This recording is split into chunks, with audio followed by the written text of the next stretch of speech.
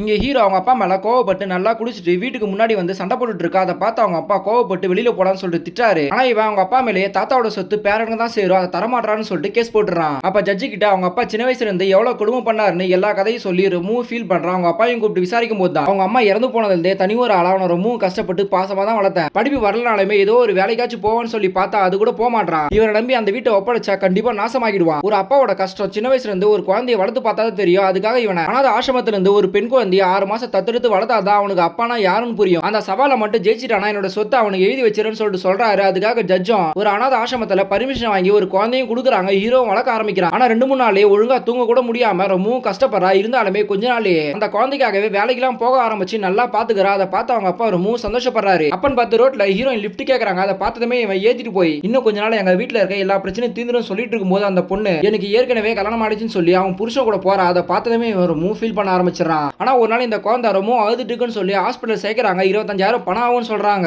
அப்ப அவன் ஃப்ரெண்டு கிட்ட கேட்கும்போது அவள பணம் என்கிட்ட இல்ல, இப்போ ஒரு கிரிக்கெட் மேட்ச் நடக்கும் போது ஜெயிச்சா உனக்கு 25,000 பணம் கிடைக்கும்னு சொல்றாங்க. அதுக்காகவே அந்த கிரிக்கெட் மேட்ச்ல விளையாடி ஜெயிச்சு 25,000 பணத்தையும் வாங்குறான். ஹாஸ்பிட்டலையும் கட்டி அந்த குழந்தையும் காப்பாத்துறான். அப்பதான் இவனுக்கு அவங்க அப்பா எவ்வளவு கஷ்டப்பட்டு வளர்த்துருப்பான்னு சொல்லிட்டு கொஞ்சம் கொஞ்சமா புரிய வருது.